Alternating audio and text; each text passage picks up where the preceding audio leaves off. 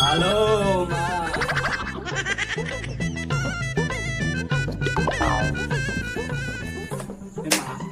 ମୁଁ କଣ ଏତେ ଖରାପ? ମୁଁ ତ ରାତିରେ ଦିନରେ 24 ଘଣ୍ଟା ଦେଖାଯାଉଛି। ଯୋଉମାନେ ଅନ୍ଧାର ରାତିରେ ଦେଖା ଯାଉନାହାନ୍ତି, ଟ୍ରଚ ମାରିଲେ ବି ଦେଖା ଯାଉନାହାନ୍ତି, ତ ସେମାନେ ଗୋଟେ ଗୋଟେ ମାଇକିନା ଆଣିକି ତିନିଟା ପିଲା ଦାଣ୍ଡରେ ପଳେଇଛନ୍ତି। ଆମ ଘର ପାଖରେ ଶିବୁନି, ସିଏ ଶଳା ଗୋଟେ ଅନ୍ଧାର କାଳିଆ ପେତ ଆତ୍ମା, ତାକୁ ଗୋଟେ ଦେଲୁଛି, ପୁଣି ସିଏ ପୁଣି ଅଫସର, ତାର ତିନିଟା ପିଲା, ଗୋଟେ ଆଣ୍ଠେଇଲେ ଗୋଟେ ପେଟଉଛି, ଗୋଟେ କହୁଛି ମୁଁ ଚାଟିବି। ଆରେ ମୁଁ ତାକୁ ପଚାରିଲି କଣ ଚାଟିବୁ? ଦଦା ଚକୋଲେଟ। ମୁଁ ଚକୋଲେଟ କୋଉଠି ଦେବି? ମୋର ତ ମାଇକିନା ନାହିଁ, ମତେ ମା ଗୋଟେ ଦଉନି। ଆକୁ ଦଉଛି ତାକୁ ଦଉଛି, ମୋ ବେଳକୁ କାହିଁକି ହଉଛି?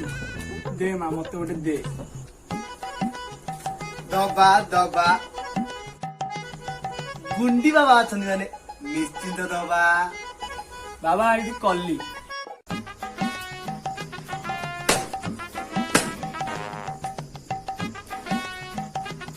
ତମ ହସ୍ତ ଦେଖା ତମ ଗାର ଦେଖିକି ମୁଁ କହିଦେବି କୋଉ ପଟର ବା ନା କୋଉ ପଟୁ କୋଉଠି।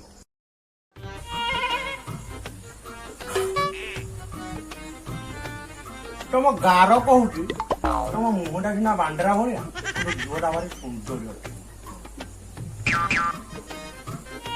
ଆଉ ହଁ, ବାଟରେ ଭାରି ଅପୂର୍ବ ଘଟଣା କଣ ହବ। କଣ କାଢିରେ ହବ, କାଢିରେ ହବ। ବାବା କଣ? କାଢ ଦକ୍ଷିଣା।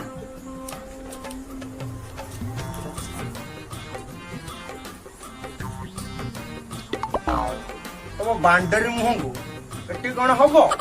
ସୁନ୍ଦରୀ ଅଟେ, କାଢ।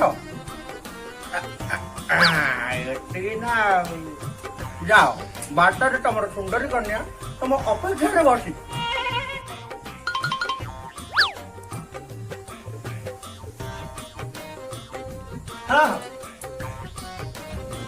ପରି ମିଳିବରେ ପରି ପରି ମିଳିବ।